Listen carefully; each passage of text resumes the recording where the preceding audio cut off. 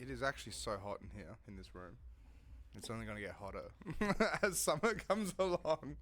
All right, Damo, what episode are we up to? We are up to 175. 175. So tonight, this afternoon, Sunday afternoon, we've got Morgazmik coming on.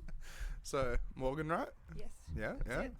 And so, Ewan forwarded you on to us because you were over here. What were you doing over here? I came over here to play for Dark Perth. Dark Perth, okay. Yeah, which was, a big kind of like trance, hard techno lineup that came Was over. that at Rekabite yesterday?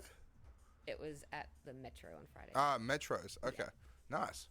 No, that's all right. Damo, can you pull it up? Yeah. Sorry, I've just had such a big weekend. I'm all over the place. John actually booked me. This guy over here. Yeah. Yeah. So it sucks we can't put a camera on you and put you on the spotlight. There's a guy sitting over here. Yeah, he's just sitting in the corner. Yeah. So how was it? What time did you play? I played midnight. Nice. Yep, What, midnight to 1? Yeah. Yeah, okay, Yeah. sweet. We just did the side stage kind of a thing because Yeah. the big internationals were all downstairs. But yeah, it was really cool. Awesome vibes. That's awesome though. So- Oh yeah, no, I saw that on Facebook and stuff like that. Yeah. That's awesome though. That's really cool. So then what type of music did you play? Just techno or Prog Psy. prog psy? Yeah. Okay. Yeah, Very that's cool. What I do. Oh, really? Yeah. So you're progressive Psytrance DJ then? Yeah. And producer as And well. producer. Yes. So then diving into that, how did you get into music? How did you get into DJing and the whole lot? Well, I was a drummer originally. So I became Sweet. a drummer actually when I was 5 years old. I was lucky to have my best friend's dad who was a drum teacher. So he Yeah. had a studio set up and I just fell in love with it. And I also came from a jazz background family. So both Sweet, my mum okay. and my dad. Yeah. So yeah, that kind of just ingrained music in my life from such a young age. And then eventually I moved north because I lived in Sydney Yeah, okay. originally. And I moved north in my 20s and... In the heart of Sydney, in the actual No, city? in the northern beaches. So I was in the very nice, Yeah. lush part of town, so to Okay. speak. I see. The most unaffordable place ever. Yeah. And moved to an affordable place. Yeah. So I could, kind of pursue what I wanted to do without, Yeah, okay. having to sell my soul. And So where did you move north to then? So we're in a little place called Dunoon, which is actually near Lismore, New South Wales. Okay. Damo, you're onto it. All right. If you know what the floods that happened. Oh, yeah. Lismore was the place that got absolutely devastated. So that How was our local was town. that? Were you there when the floods were Yeah, well, coming? we went down the following morning and did rescues. We were on the boats and stuff. Well, I was on the shoreline, actually. My partner went on the boats and Wow. helped people and did the thing. That's nuts, but everything's okay now though, right? Yes, yeah. Yeah, Slowly but surely, Yeah. bureaucracy at its finest. People trying to get money and, get How their lives because sorted. how deep was the water? It hit, from memory, it was 14 meters deep, 14.6 meters deep. 14 meters deep. Yeah, so every house was up to its eaves. The gutters, that was all you could see, and you had families stuck on roofs all night crying for help. Everything they built and put their lives towards just completely gone. washed away. That's It was absolutely nuts. Gutting. Absolutely gutting. How long ago was that? That was in February 2022. That's crazy. Yeah, and it was a huge community effort that kind of made it happen because being the valley that it is, Lismore, only one side could really get the assistance from the SES and all the emergency response, whilst our side of town had to just, rely on people with boats and launch and get out there. Damn. I now have 5 cats because we took 3 of them from the rescue because we ended up rescuing the cat lady and the cat rescue lady. I mean, and that's awesome. Then that's positive out of it. You got 5 cats now, right? Yeah. Love them dearly. Yeah. Feline friends rock. So then when that happened, did he lose a lot of DJ equipment, music equipment, or anything like that? I was okay. Luckily, I'm up the hill, so Yeah. I'm blessed in that sense. We had a lot of water damage. My computer completely died, but that's nothing compared to what other people lost. Exactly. And yeah. Yes, I know plenty of people that live down there that lost all that they've dedicated their lives to, their studios, their gaming setups, whatever. Yeah, that's it. Yeah. Those gaming setups are so expensive these days. So expensive. But then, so with the music, how? So you started doing the drums, and then you had the jazz background, the whole lot. But then, how did you get into into DJing? Well, I guess originally it was more when you turn 18 and you start kind of going to festivals and you listening to electronic music and whatnot. I was much more into the bass music side of things. I was into glitch hop, drum and bass, all that, and probably more the commercial sounding things as well. So is it still like, I mean, obviously it's Australia. It's not, you know, you're just on the other side of the country. But then like with the nightclubs and pubs and bars, is it still very, very, very, very commercial with like Flow Rider and Pitbull? I would definitely say that, you know, if you go into Byron Bay and you want to go, you know, to one of the Great Northern Hotel, it's going to have a DJ playing. Great Northern Hotel. Yeah. Nah, he's onto it. Oh, no, I lie, actually. The Great Northern is the one that plays the good music. I will actually take that back. Okay. It's the beach hotel that plays the beach music. Okay. But then, so like, because that's the thing is like, you've got so much availability. You've got so many pubs, bars, all sorts of stuff. Yeah, well, that's it. More population over Brisbane there. All the way down, you know, to Port Macquarie is accessible for me. Yeah. Like, you know, just a drive, really. But yeah, and then you have the whole of Sydney and everywhere else. It's pretty crazy. There's a huge scene, but it's also very niche because, you know, depending on, I guess, the genres that people are wanting to listen to. Loving, Like, do you have much of a drum and bass scene over there at all? Yes, we do. Okay. It's always been like, you know, more underground, but recently, due to the, you know, widespread popularity of it, it has just launched up. And funnily enough, the Great Northern has probably the most successful D&B night in Byron at the moment, and I've been kicking myself for not getting there. Really? It looks epic. Well, it's just crazy because it's like Perth has always been like one of the the sweet spots in the world next to London. But now it's like it's taking off in Europe. It's like it's going everywhere. It's so crazy. Yeah. It's just really popping off. But then with that as well, like it's the same thing with like the bush stuff scene, like the progressive psytrance stuff like that. It's everywhere now. It is. Like it's absolutely everywhere. Is this that the Northern Hotel there? I would presume so. Yep. Yeah. Let's go party, Byron Bay. Yep. Let's go party, Barbie. Look at the Brian Jones down there. Give me a second, sorry. Forgot to turn my phone on silent. But yeah, so I moved north, as I said, and that was kind of more the Psytrance doof culture vibe. I didn't actually even know about doofs living in Sydney. Really? We didn't. Well, I'm sure they existed, but I didn't know the people. Yeah. So yeah, we ended up actually going on a holiday and just decided to buy tickets to this weird psychedelic poster that we found in a cafe and discovered the doof. So that's the best way to do it. Yeah. And it's like, never looked back. So like you're just going out for a casual, like, you know, getting just casual food, coffee, the whole lot, and then bam, it's like, what's this? Yeah, literally. It was a poster in Lismore of all places. I mean, like, I don't think we do that over here though. I don't think we actually put bush stuff in cafes. Nowadays they don't, but for some reason back then there was a lot more. Like actual hard copies, like, you know, physical print and stuff like that. That's awesome. That's very cool. So I discovered the doof and then ended up working within that same doof crew, and then. Oh really? So what were you Were you producing at that point as well? I was producing, but not to like, you know, the extent of wanting to play it to people. Yeah. I was just kind of playing at home, you know, bedroom producer. Yeah. But I actually run a coffee shop. Oh, so, nice. Yeah, my partner and I are baristas, so we decided that we'd see if, you know, doofs wanted coffee. And sure enough, doofers wanted coffee. Yeah, 100%. That's cool. Yeah. We ended up becoming quite, you know, known, I guess, within the more underground scene, and happy to go out there for 5 days at a time and smash out. So, like, would you just do like little coffee pop-ups almost? Yep, that's really cool. Like caravan or anything like that? Or? We did have a caravan, but we ended up just using that for storage. Okay, You know, being like a little den to hang in. Yeah. But we just have, you know, the classic gazebo set up. For a long time, we had like, you know, bean bags and a lounge set up with us, but we learnt pretty quickly that people don't leave if you provide that at a doof. Yeah, so that's exactly it. They'll literally stay there like all night. Days, yeah, that's so good. So I can imagine they'll be sitting there on the beanbag, then they wake up and be like, they'll get another coffee, they'll sit back down, drink the coffee, then fall back asleep. Exactly. Right? Well, I mean, you're making money out of it, so I guess space, that's good, it. Yeah, it's safe space. Yeah. So then with that, like, so you've started producing, right? And so, like, how long have you been producing for in total now? Quite a while. Got Ableton and a push for my 21st. Okay. And I am 34 tomorrow. Oh, wow. Okay. So, yeah. Everyone's wishing happy birthday. Yeah, happy birthday. Yeah. That's awesome. You come on the podcast and then tomorrow's your birthday. Yeah. So, yeah, very, very cool. So, yeah, I've been producing for a while, but, like, I guess Psytrance more exclusively, probably 8 years. Yeah, okay. Yeah. But releasing it, not even that long. So 2019 was my first proper release. Everything else was a bit more, you know. Well, how many songs have you released now? And like, damn it, can we pull up? Is it on your SoundCloud or? Yeah, I have my SoundCloud. There you go. The 3-track EP there. Yeah. That's got the purple. Very, very nice. I was lucky with that release. I got a number 1 on Beatport in the Psytrance charts. For that. Really, you got a number 1 on? Damn. Okay, that's all right. Yeah, so I was cheering on that. I ended up overtaking a lot of my idols within the Psytrance scene. Crazy. That's awesome. Unreal. Yeah. Unfortunately, that was in mid 2019. So right as you're riding that wave, COVID hit, and everything collapsed. So we're kind of starting again. Yeah.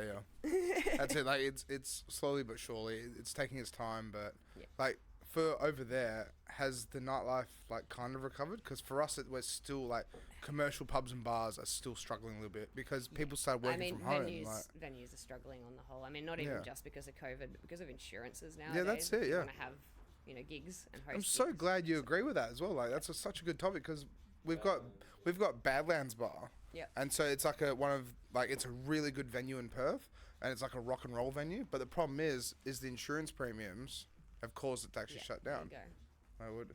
Ah, you're getting the water.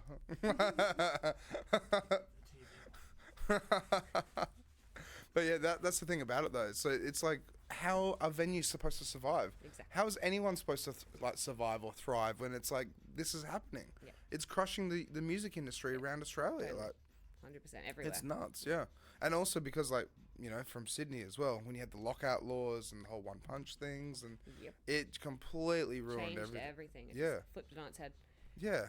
And it just sucks it's because music is such like an important part of life, honestly. Exactly right. Like now with the cost of living, obviously entertainment and joy always takes a back burner to your bills and the roof over your head. So they're just pushing everyone to be accountants and lawyers and stuff like that, or or construction or something, it's like instead of having passions. Ripple effect that just annihilates it. But fingers crossed it all does bounce back. Yeah, fingers crossed hopefully we get some support.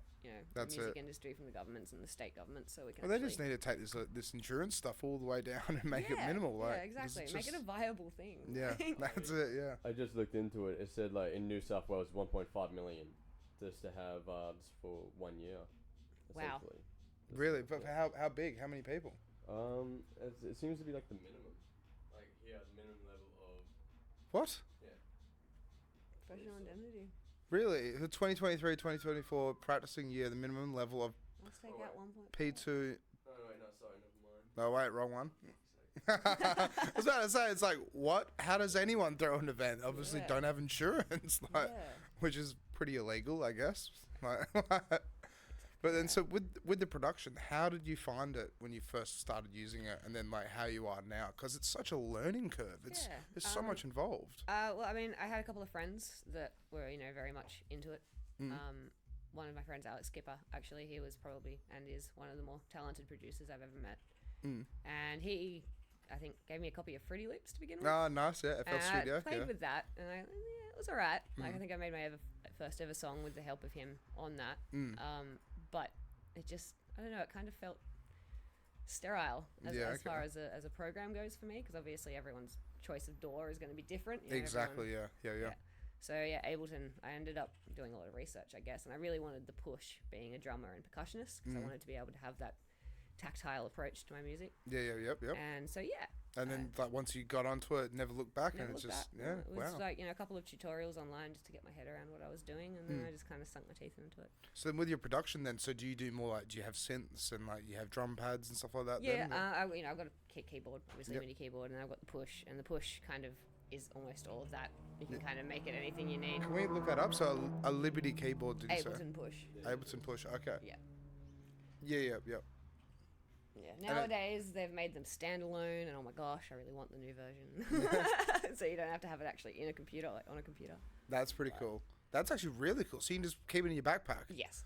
And then like, do you just plug it in, and then it was just like you can just transfer that record? Yeah, you can have all your sound bank saved in there. They've got a huge hard drive nowadays that keeps it all stored for you, and it's actually really cool. That's amazing. Having a standalone drum machine almost like that's drum machine, keyboard, anything you need. It turns into a full pitch. It's just insane. How did you find like learning this? Was this like a bit of a learning curve as well for it, or it still is? Yeah. Even like I've got the original. The number 1. This is now on number 3. But, it's still you can learn new things with it. Same as I guess music production in general. It's a never-ending learning process. So that's what I've said to a few other people as well. It's like with, say, Deadmau5. Yep. He still goes on Twitter, well, formerly known as Twitter. It's X now, whatever the hell it is. But like still goes on Twitter, and he actually asks communities, is like, well, I'm trying to do this on Ableton. Can you help me out? Because it's so versatile. There's so much stuff you can do in it. Exactly. It's like Photoshop as well, or Illustrator. Right. Yeah. It's like, sure, you've got the tool, but you know you're making art in it. Yeah. So what's your art going to look like? It's all personal preference, right? Exactly. It's wild. Yeah. So then with your music then, so how long does it usually take for you to release a song? Well, yeah, that's kind of all over the place. There's no real defining time range. Being a mum, I have 2 boys. I have a 14-year-old and a 12-year-old. Oh wow, okay. So congratulations, that's pretty cheers. cool. Yeah. Obviously for the first especially 5 years there, it was whenever they were sleeping, whenever, you could get a moment in. And then progressively as they went to school and stuff, I could find more time to actually do my stuff. But I mean, really on average, I probably take 2 years or so to actually release something, just probably because I'm a bit more perfectionist as well. That's good though.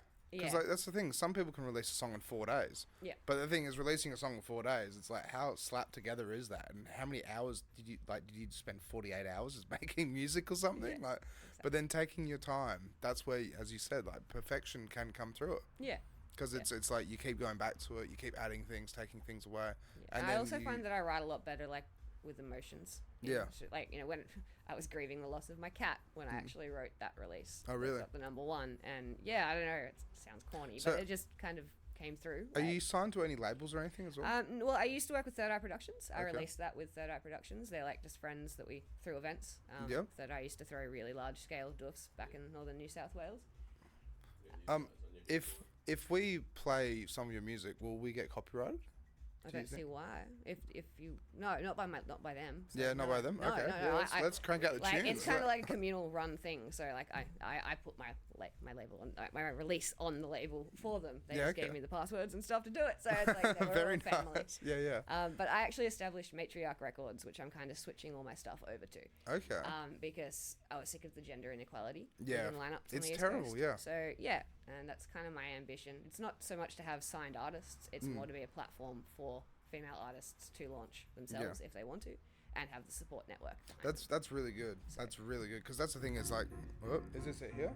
What song is this? This is Brain Scan. Brain Scan, okay. And so, well, yeah, that's the thing. Yeah, so with the quality and the whole lot like that, so is East Coast a little bit behind on that and still not like 50-50 at all? No, it's so far from 50. Really? Yeah. Okay. I was actually really impressed with Perth and the fact that there were so many females on the lineup just on Friday night alone. Because we're really pushing for it. It's unfortunately, it's quite often just a token female on lineups. Yeah. And it's really frustrating. Yeah, that's it. And it's a bit terrible in a way as well, because then it's like being that token girl on that lineup. It's just kind of like, it doesn't make you feel good about yourself. No, that's it. No. But if there's like 2 or 3 others, then it's good. Exactly. And makes you bounce off each other, you help each other. It's like this whole sisterhood as well within. Yeah, so exactly. Yeah, cool. Yeah. So what's the story with this song then? What emotions did you throw into this one? So this one, I've actually been battling a lot of health issues. Okay. Pretty much for the last 12 years. Oh really? Sorry to hear. That's right. The heart thing. Yeah, I've got a heart problem, which I was doing fundraising for. And anyone watching, if you want to donate, we'll put this link in the description. Feel free. Yeah. I have a hole in my heart. Oh, really? But unfortunately, unless you're over the age of 50 or have had a stroke, this particular condition doesn't get repaired under Medicare. And what? So I fall, unfortunately, through these eligibility gaps, and I shouldn't be having symptoms. That's their whole basis on it. But I have seizures unexpectedly. Really? And I have all sorts of palpitations. I have atrial fibrillation. So it's it's tricky. It's really tricky to navigate. Kind of constantly going in circles with the healthcare system. But then healthy diet, has that helped as well? Like fitness, anything Yeah, I mean, like I've tried a lot of things, definitely over the years. Initially I thought it was, how much caffeine I was having, or, the fact that I wasn't eating enough good food. And it just kind of was progressive. And COVID, unfortunately, when I did originally contract that just made my health and immune system just deplete itself. That's it. So for the last 3 years, it's just gotten worse and worse. My heart was definitely affected by COVID. I had right side enlargement during the infections. Oh, really? So that was, cause for concern. But in a funny way, we kind of hoped it would stay around because the right side enlargement was enough cause for concern to get the surgery. Yeah. But of course, by the next scan, it had gone down considerably. Yeah. Okay. Yeah. So it's kind of just a waiting game. I've been really, really blessed to have people that did donate money, and I've managed to buy private healthcare for up to 16 months in advance, so that the 12-month waiting period for a pre-existing condition can be taken care of. That's good. As long as I really hope things can work out. Yeah. And get the surgery. Yeah. No, that's definitely the plan. I'm kind of just got my focus on that. February, March next year, that'll be locking in on that. So then, as a mother as well, like, how do you find with the music and balancing things out, like did you ever take your kids to like the festivals or the bush stuffs or I've anything? taken them to quite a few festivals. Yeah. And I did take them to a few of the duffs, more the ones that I was working within, just because they have a base and all that, and I know what's going on. Yeah. Being that I was pretty fresh to the duff scene in hindsight myself, it was kind of whoa, what's going to happen? But it's all just safe and it's all worked out because I've seen bush it's a big duffs. family. Like, everyone has eyes on everyone, kind of a thing, and everyone knows it's your kids, so they're just like, oh yeah, saw your kid down there doing that. It's like, yeah, sweet, thank you. No, that's awesome. That's really cool because I've seen it a few times over here, like where they have like taking kids like just in videos, like say Blossom Festival and stuff like that. But then at the same time, I've always thought it's like. It's a lot of people there. Like, it's definitely a sensory overload. Yeah. Like for most kids. Yeah, 100%. it would be, yeah. I mean, some can totally embrace that anarchy and just be like, wow! Yeah, that's it. But some definitely want to take a more reserved approach. My two boys are, funnily enough, both ends of that spectrum. Like, one's just, this is a bit hectic. I might go to my tent, Mum. Yeah. The other one's just in the thick of it. So yeah, straight in the dance floor. No, that's awesome. That's really cool. Yeah. So then, like, with the music as well. So, like, how often do you play gigs and like? Because you said you've played a few festivals as well. Like, what are some notable festivals that you've played at? Well, I mean, Splendour in the Grass is probably the largest. You played at Splendour in the I've Grass. played at Splendour multiple times now. Really? And actually, this year was their artist services assistant as well behind stage. Okay. It's unreal. So artist services. So you were helping out the actual big artists that. Well, we're on the TP stage. So we're TP Village. Well, it's not actually called TP Village anymore. It's just called The Forest. Yeah. But that's more the psychedelic techno locals. They focus on the local lineup.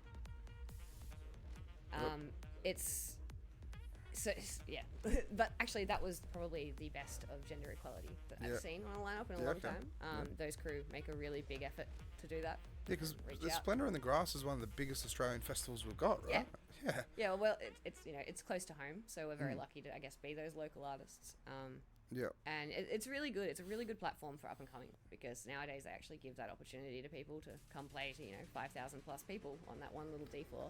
How did you get involved with that? Was that like just like for anyone that's watching that's new to the industry or like wanting to pursue playing at one of Australians like biggest festivals? I actually honestly just got a phone call one day. You just got a phone call one day? Yeah, I got a phone call. I think it was about 5 years ago originally. Really? Pre-COVID, all that. And I got a phone call one day from a guy, and he was like, "Hey, we've heard you. We like you. Would you like to play? We'll send you a contract." Okay. And they send you a contract as well? Yeah, you do a contract, letter of offer, and do all that kind of stuff. So you have to keep your secrecy about the booking until they announce it. Yeah, of course, yeah. So, but then, like, how much, like, what's the time frame before when you get the contract to actually when you like can announce it? Usually about 3 months. 3 months prior. So, yeah, that makes sense though. It's a large scale festival, so that everything has to be like moving. That's right. Like as soon as they figure out, like a year in advance or something like that, right? Yeah, that's it. Yeah, that's wow. So, okay, that's crazy. And I'm at Earth Frequency Festival as well. Okay. I'm lucky to play there this year and a few years back. Highly recommend Earth Freak. It's a cool vibe. Yeah. Yeah, okay. It's got good music as well. Like, you kind of can always find something that you want to listen to rather than so many festivals where you kind of walk around to all the stages and it's all the exact same music. Yeah. So. Yeah, it's a bit like that. Like, it can be a little bit like that over here sometimes. Yeah. But like, not so much like the festival side of things, but it's just nightclubs. Yes, like, nightclubs and pubs and bars. Like, you go one club and they're just like, it's kind of funny. Like, a few DJs joke about it where it's like, we kind of have like the top 200. And it's like the top 200 is like, you can go any venue and you'll probably hear these 200 songs on repeat. Like, from any commercial DJ. A little like Triple J. Yeah. That's it. It literally just like a little bit like Triple J. But then, so with your music, like, where do you want to take it? Because like you said, you've started to take off, and you had #1 on Beatport as well. So like, what are your like aspirations and goals for everything? I mean, definitely to play internationally. That would be a huge thing. Will you take your family with you and be like, hey, we're going to Europe? Well, yeah, if I was able to, for sure. I mean, obviously, financially speaking, I'm not making millions doing what I'm doing. Yeah. And a lot of those opportunities do kind of revolve around you getting yourself there. It's just kind of so you get your name, and it's. But that's the thing about it as well. It's like playing locally or playing like festivals and stuff like that, like to get that next step to actually go and play in like places like Europe and stuff, like it's still getting your way through it. Yeah, like that's still 100%. to be able to be like a Martin Garrix or a Hardwell or something like that, it's like that's almost it's not it's reachable, but it's not reachable. Almost. Exactly. It's just crazy like how these guys are worth so much money. Like Calvin Harris is the #1 paid DJ in the whole entire world. And then with that, he just started working at the equivalent of an IGA, and then like started making beats. And now look at him, like there you go. It's just nuts. But it's like it's so quick. It's such a quick succession, though, don't you think? It is. Like it's almost like in the space of a year, you can blow up. You can start playing heaps more gigs, and then on top of that, you start getting booked for more work. And then the year after, you could be traveling. Like, yeah, that's it. I mean, like you've already come over here as well from New South Wales to play. Midnight headline slot at the Dark. So I've been lucky enough to get around Australia quite a bit. Yeah. So where else have you played then? I mean, all through Queensland. From the north down to where I am, the southeast Queensland area. Yeah. All through inland. I did Zenith Gathering earlier this year, which was down near Cowra, I think it was. Nowra. So very south Sydney, like 3-4 hours south of Sydney. Zenith Festival. Zenith Gathering. Yeah, which Can was you try and find that demo? amazingly. Oh, you did? Probably one of the. That's what that is. Okay, one Zenith of the more Gathering. psychedelic festivals that I've been to. It's proper, the banging Psytrance, and the visuals, the VJ work is just exquisite. Yeah, well, that artwork looks exquisite as well. Yes. Like, just the sides and everything. That's awesome. Yeah. So yeah, that was cool. That was earlier this year, because they'd had to postpone from last year. Yeah. And now, hence, they're going ahead with their regular dates again. So it's almost 2 in 1 year. With that as well, like, so obviously during the COVID period, there's no festivals, events, or anything like that. But have most of the festivals kind of come back? Because like we had a situation where most of the festivals over here, like we had Breakfest. Yep. And Breakfest was really good, but then they had to 3 years they couldn't do it. Yeah, and it changes everything, doesn't and it? it kind of dissipated, but then they did this announcement, and I don't know. Like, is Breakfast back, John? No, it's not. One night. It's where it's at the Rosie, I think. Ah, okay, yeah. So there you go. They're doing an event at the Rosemount Hotel. But possibly to bring their name back, I guess. Yeah. Yep. Yeah, one more time, yeah. So they're doing like Amber then. So we had this nightclub called Amber for a while, and so this place was just like, so for example, Zed's Dead said that is their favourite nightclub to play ever. Right. And so with that, we also, Amber was rated as like, I think it was maybe the 6th or 7th best underground nightclub in the world at one stage as well. But then with that, eventually all the kids stopped going there, and like the way time changes everything, and then it went under, and then basically changed names. But now it's kind of a techno house place now called The Vault. You're right. So it's weird how things do cycles. Like, do you ever have that over East as well? Yeah, Lucy's Love Shack, but then changed into The Vault. Yeah, that's it. It's Saturday. Yeah. But that's what's so weird about it, though. It's still, the venue is called Lucy's Love Shack, but then they've kind of like, on Saturday, if you talk to random punters, they literally say, "Oh, you go in The Vault?" Yeah. So it's. Yeah, we definitely have that. Yeah. Where we are, we have a monthly night called Sidon. Okay. Which is they kind of just take over one of the nightclubs on the Gold Coast. Yep. And that's the same kind of a thing. Usually it's been previously held at a place called Rattlesnakes, but people would get there and be like, "Oh, I'm going to Sidon." So it's like, yeah. Yeah, it's so whack with that, right? Because then it's like people just don't realize it's like it's at a specific venue with a specific name, but it's just to the average punter. It's, "Oh yeah, we're just going to The Vault," and it's like they go in and it's like rock and roll posters all over the place, and it's like kind of like a dive bar. Yep. But they realize it's all techno and house, and it's like, no, this is just The Vault. It's not actually Lucy's Love Shack. So yeah, it's wild with that. And then so like, what's some of your favorite gigs to play over on the East Coast? I mean, all the festivals really. I mean, it's it's nice to kind of have the reunion with, I guess, all your friends and whatnot, especially post COVID. Like that was the best part about being able to play festivals almost as soon as they came back, because it was you got to see everyone and have that community feeling again, which definitely I think a lot of people struggled without having that connection. Like that's it, yeah. It was, but see, that's what a lot of people don't realize is like when COVID happened, all these lockdowns happened, people like throw their lives into hospitality and the entertainment and the arts and stuff like that. Exactly. Like going to these bush tours, like I've talked to a mate of my, or a mate of a mate, like some guy I just met at a party, right? But he follows the whole burning circuit. So he'll go to like, have you heard of Blazing Swan at all? Yes. Yeah, so he'll go to Blazing Swan and then he'll go to Africa or something like that. And then he'll go to the Brazil one. And then he'll all link up and he'll go back to Burning Man in America. Yeah, right. And he just follows. I just don't understand how he gets money for it though. Yeah. Like to pay for all these flights and do this and do that. But apparently he's been doing it for like 2-3 years. Yeah, there you go. Yeah. And then he's originally from Perth. Yep. But then he just stops in and then he just keeps his journey going basically, which is just wild, right? It is. But that's the thing about it. It's like music and entertainment and arts and culture and stuff like. It's such an important thing for civilization. Yeah, like exactly. just for people in general. Like, music is so important. And like it's just the rhythm to life almost, right? Yeah. So Exactly. yeah. Really. enough of me spieling about this stuff anyway. So like with the festivals and stuff, how many festivals do you reckon you played in total? Like how many events, how many gigs? Because you've been doing it for a while, like 9-10 years now, right? Like yeah, I mean the festival kind of thing probably kicked in more. I guess I think it was probably 2017. okay, I think when I started doing festivals, more than just your doofs and your parties. yeah. But yeah, I mean I'm lucky enough to play Elements pretty much every year that they've been on over the last few. Yeah, okay. Elements Festival is awesome. They also have a really wide range of music. It's one of the classic. This one? Yep, that would be it. Oh, so do you guys do over there Welcome to Country and the whole lot as well? That's really cool. So, Third Eye Productions, actually, the crew that I used to work with, who you actually just saw in that photo, the Aboriginal fella, that is Nate, and he runs Third Eye Productions. So, yeah, we had a very, very big Indigenous approach to things. Yeah, that's awesome. That's really We actually good. all successfully ran an event called Nanyara Culture Festival. Okay. Which I think we had 2,000 people. And Damn. it was pretty much an assimilation of Indigenous culture.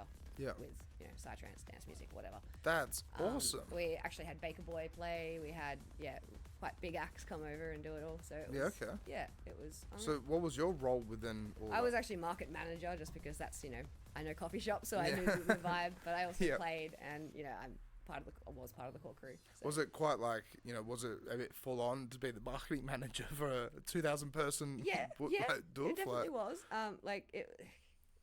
It's I don't know, everything's online presence as well. Yeah. So when it comes to the social media side of things, it's kind of simple in hindsight.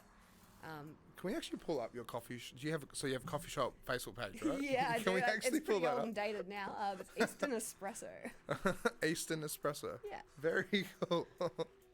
Very, very nice.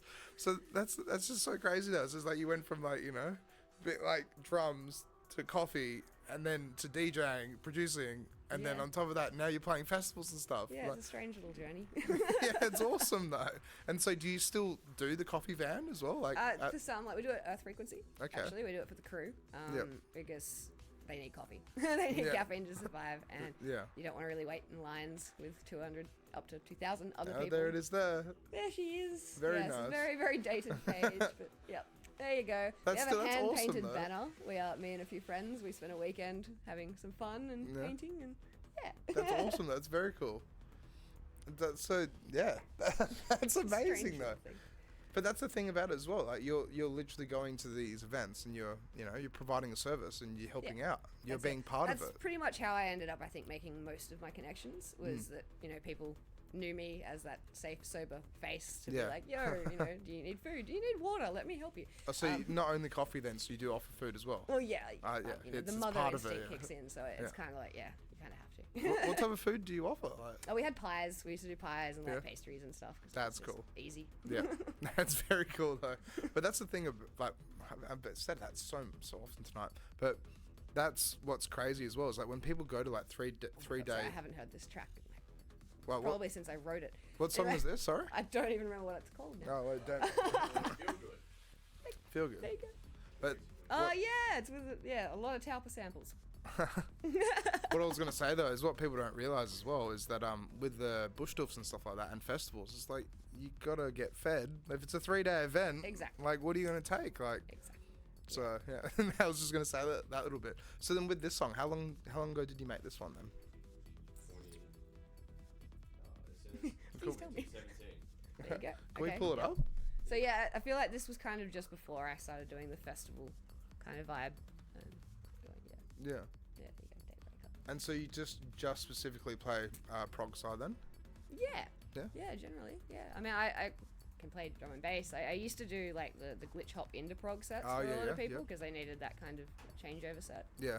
Which is always fun. I love a challenge. So that's cool. That's very cool. What DJ decks did you start using when you? I was originally on a controller and a laptop. What controller? It's a little Newmark. Okay. A little Newmark baby. In fact, that's actually what I brought over to Perth last time. A Newmark to go at all? No, it was a Newmark Pro something. I can't recall what it was. Newmark Pro. But I used it with Virtual DJ. Came with the Virtual DJ. One of those little things? Yeah, that's it. Mixtrack Pro. That's the one. This one? Yeah. That's cool. Yeah, so that's what I started on. And I got a few gigs, and actually at a Sidon gig, I was asked to do, they did a Female Psytrance night.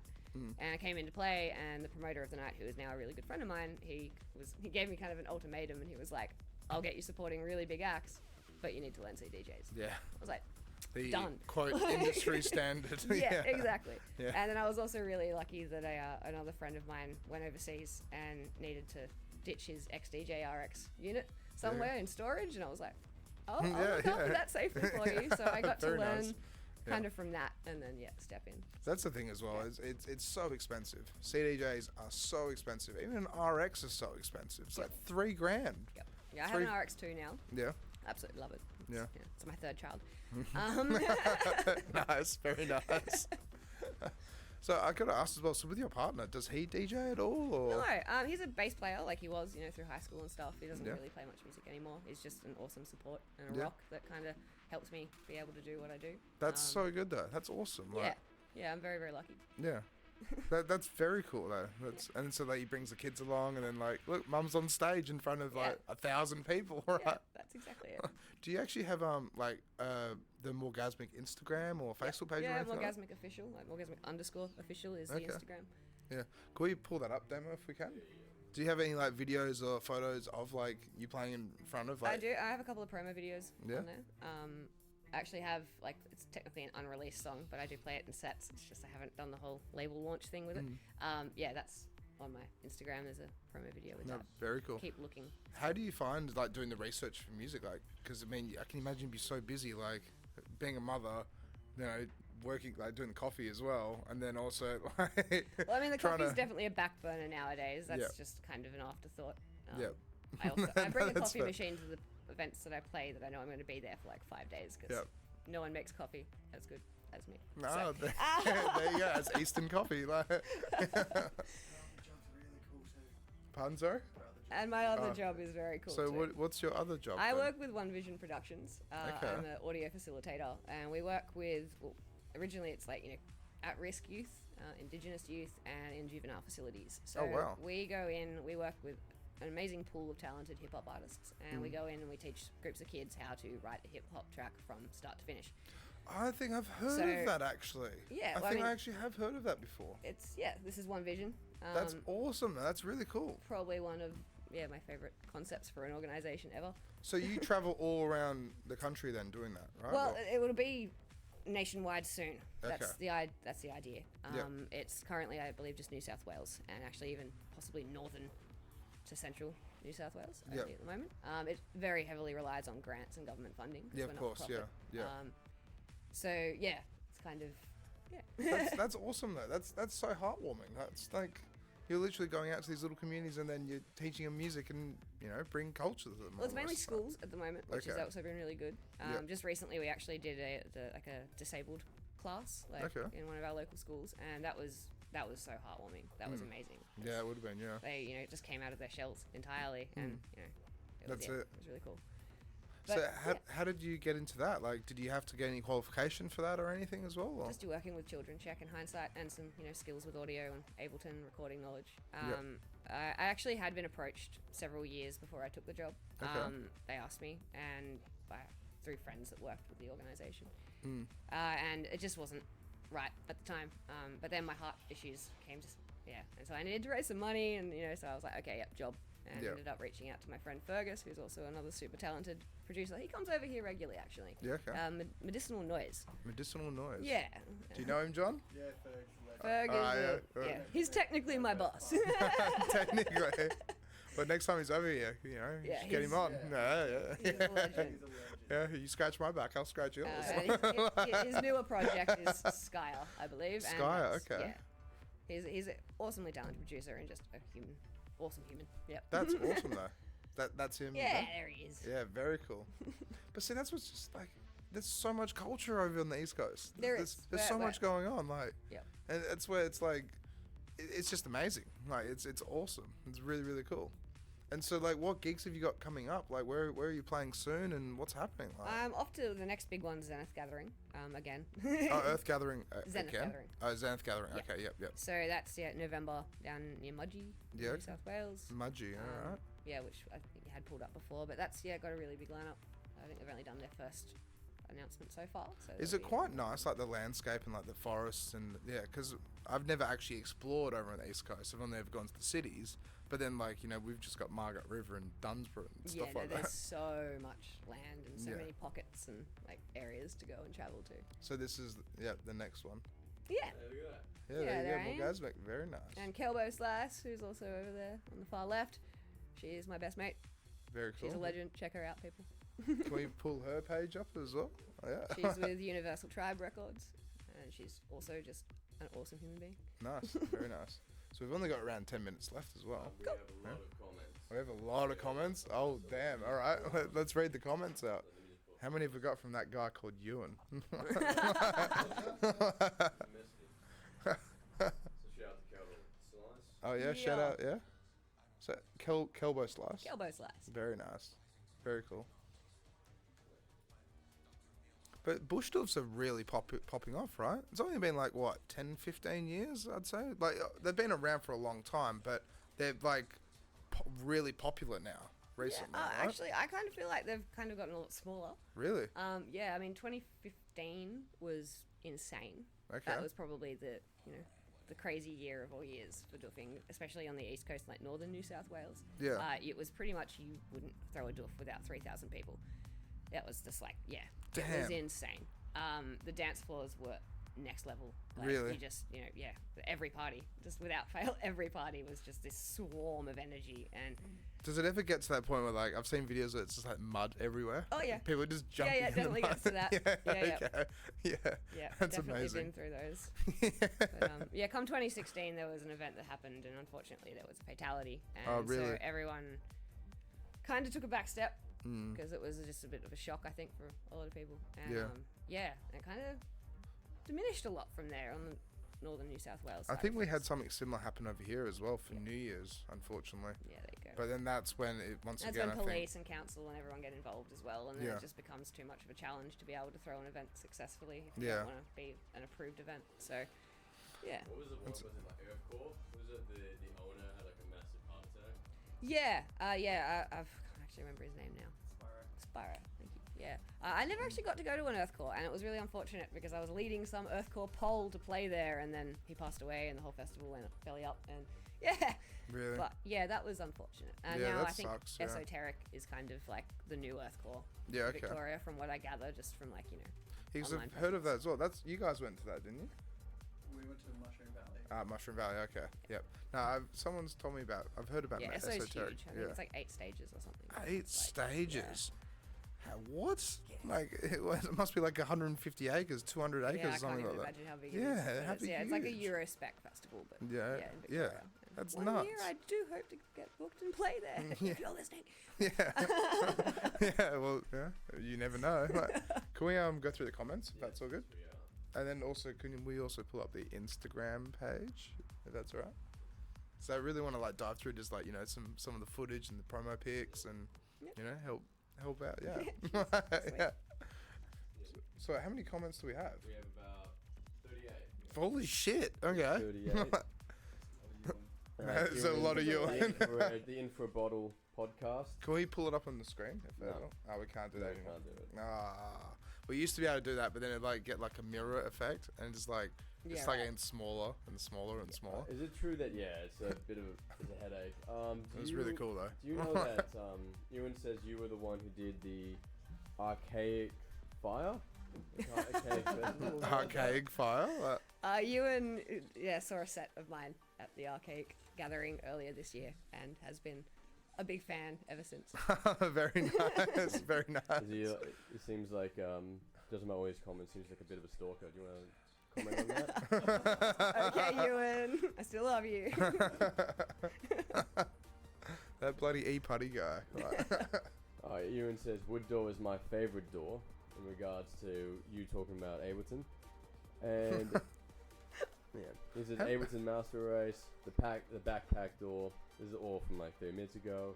Ewan goes dead mouth. Jonathan was sharing some stuff. Yeah. Sharing your EP. Ewan goes hurry up and release something new. Ask star. Duggars, and then a love heart. What's Duggars? Duggars. Sorry, Duggars. Duggar. Duggars. Very nice. So he keeps showing us, show us your finger guns. Oh, That's God. what he was doing. You're sending stars, so we gotta do it. Your set was Ducking 6. That's Mr. Caleb Pascal. Cheers, from man. New South Wales. Ewan was drenched in sweat and threw my back out to her set. And was that done from competition? That was all Ewan.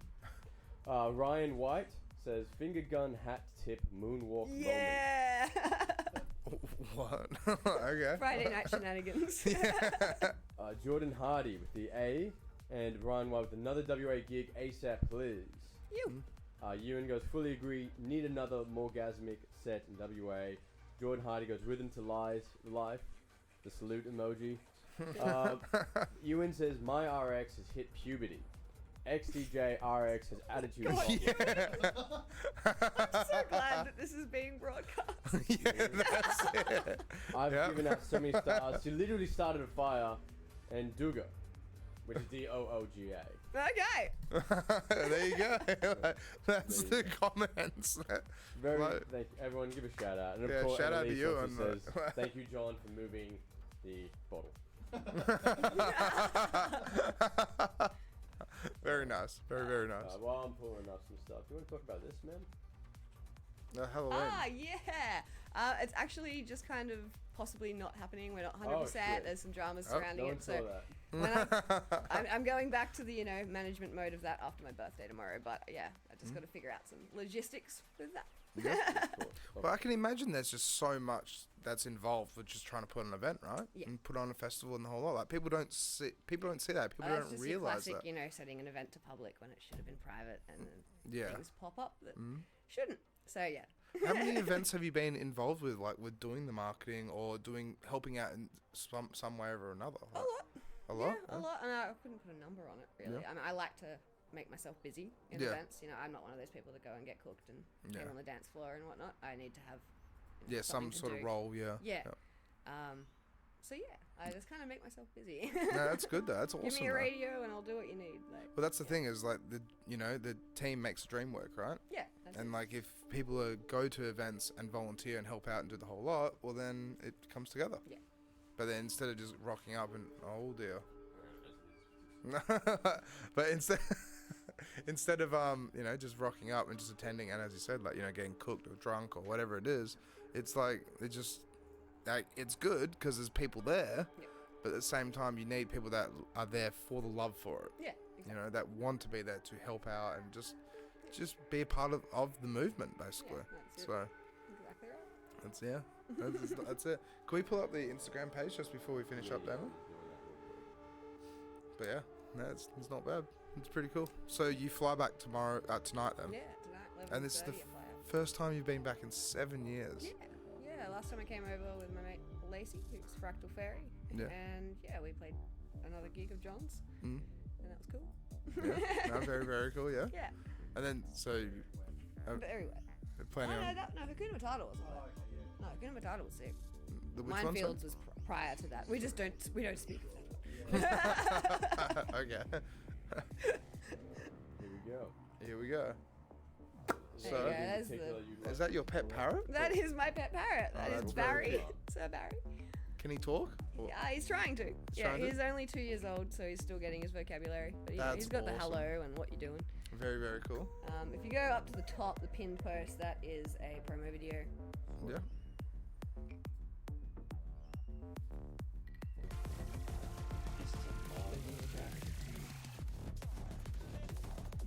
That was from my set at Bohemian Beat Freaks at the end of last year. That looks amazing. There's just look at that. That's crazy. Stage setup, everything. Yeah, that's awesome. Followed the international Psy act, so it was a pumping dance floor when I got up there. And have a very awesome, talented friend called Flo Samus Creative, who made my killer video for me. It's so cool. It's very, very cool. But see, there's just so much that's involved. Like, it's not just, let's just throw a party in the bush and people are gonna go. So, alright, let's get a rainbow, a rainbow LED thing above the DJ booth. Yeah, right. And like a hanging chandelier. They went all out for it this year. It's cool. And unfortunately, these are one of the festivals that has, suffered the worst. So, they've been postponed. But that's what people don't realise as well, where it's like with a festival or an event and stuff like that, it's like, you're not going to make money the first event. It's like, you'll take, what? What does that mean? Yeah, yeah. Yeah, that's it, yeah. You get into it for the passion, for, bringing people together and just having fun with it. Anyone that goes into it thinking, I'm going to make millions of dollars is like, nah, that's not how it works. It's like owning a pub or a bar as well, especially after COVID. It just doesn't happen. No. Doesn't happen at all. Nope. But yeah, that's very, very, very cool. Do we have any other videos or any reels or anything we can potentially... You possibly do. Here's one. Oh no, if you go back. Wait, what was that? If you go to the one that's black below it, that's my first... keep going. There you go. First ever promo video. There you go. Is there a way to full screen it all, Damo? No. Bloody Instagram. Just for phones. So we'd love to try and dive into that, but unfortunately, we can't transfer this setup to Instagram. Yeah. Unless we do, live on your phone. Yeah, right. And it just won't work. Won't be as professional, so... That's fair enough. Totally. Ewan has more comments. Oh, God. Jordan Hardy says, I like what you guys are doing, for real. Oh, cheers. Thank you. Thank you. Ewan goes, Damo, channel SoundCloud. Sorry, I did. I've realised that mistake and I fixed it. I was wondering whether people could hear that or not, but cool. Wait, it happens. Yeah. Can you ask Morgan about the cat on Insta? So you want to talk about this guy? Oh my cat, that's Muddy. It's Muddy. That's Muddy cat. I got her from a doof. From a doof? From a doof, yes. It was a very muddy, hectic party that had 200 ml of water in a period of 4 hours. And a girl came there with a cat that was on her dash, a little kitten. And she was saying that she couldn't keep it. And I said, I can. And that's awesome. 8 years later, she's my home girl. That's awesome. That's so good. That's crazy, though. So, she just took a cat. She'd rescued it from, a situation. Yeah. And she lived in a car and she couldn't keep it. So. And then just took it to a doof and then it's like, does anyone want to rehome this? Pretty much. That's amazing. That's really cool. Yeah. So, because that's what I love about the doof scene. The bush, the forest parties almost. It's FYI, I hate animals at parties. Just going to put that out there. Yeah. Don't take your pets to doofs, people. No, I can, I can get behind that as well. But what I mean by that is just everyone there is they're got the similar idea. Yeah. It's not like going to a nightclub and then, people are just drunk, intoxicated, doing this, doing that, whatever it is. And it can be seedy or it can be terrible or it can be fights or this or that. Who knows? Because obviously it's a commercial kind of thing. Yeah. But then it's just when you go to bush doofs, everyone just understands they're there for the love and the passion for it and for the music. Yep, the community is awesome. Yeah, no, it's really good. So we've just run out of time. But thank you so much for coming on, though. Thank you for having me. This has been pretty enlightening and it's been pretty cool. So cheers. Yeah, and then when you come back over next, we should get a bit of a panel thing going. Yeah. And we'll just talk about bush doofs. And I'm looking at you, John. You should come on with Morgazmik. Hell yeah. We'll sort it out. Yeah. It's we pulled it up. Do you want to see something funny? So Ewan's watching. Or Damo. Do you guys want to see something really funny? Yeah. Go on the YouTube and then pull up episode 4, episode 5. I just want to do this just at the beginning. You guys will be like, oh my god. And I want to do it live just to get Damo going. Get Ewan going. Ewan looks like a baby. Like, literally like a baby. He came on episode 4 of the Infra-Red podcast. You're right. 171 episodes ago. And it was like 3 years ago. I'm doing this, Ewan. You can't do anything about it. Well, Damo's doing it. Wait, I think I found it.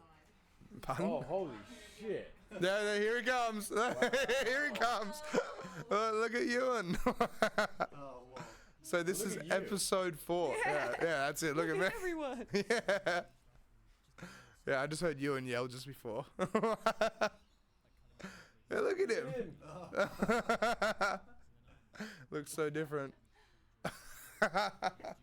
So he would have been what, like? Prepubescent. Yeah. Yeah, prepubescent. Yeah. That's me. I love it that we're still live when doing this. Like, If we pre-recorded, he could have stopped us. yeah, that's it. Yeah, that's exactly it. All right, but He goes reporting, don't. And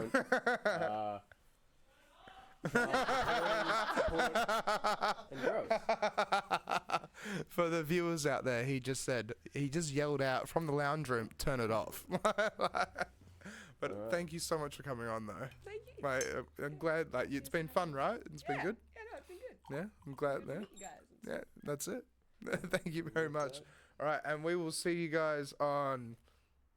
I don't have my Next phone. week. I don't have my, Next week. next week. I haven't got my phone on me now because Damo Well, confiscated it. The But media. but I think on Wednesday or Thursday, I think on Wednesday we've got Buddha coming on. Yeah. Can we pull up his page as well if that's all right? Just a Yeah. little bit of promo for it. So Buddha is a scratch DJ. What was the competition called? I can't remember. DMC. Yeah, the DMC. Yeah, and so he's actually I think he's won it before. Yeah. So he's really good at what he does. Really good at what he does. And then he's just a commercial DJ now, but it pays the bills and stuff like that. But he's been in the scene for a long, long, long time. And I got. He recently opened for DJ Craze. Yeah, I saw that. Yeah, and who booked DJ Craze? This guy over here. This John guy sitting in the corner. But yeah, so Buddha's coming on, and then we'll see. Did you find it? No, or? I can't. No, you couldn't find it. It's all good. We'll see you guys on Wednesday or Thursday. So cheers. We'll see you later. Yeah.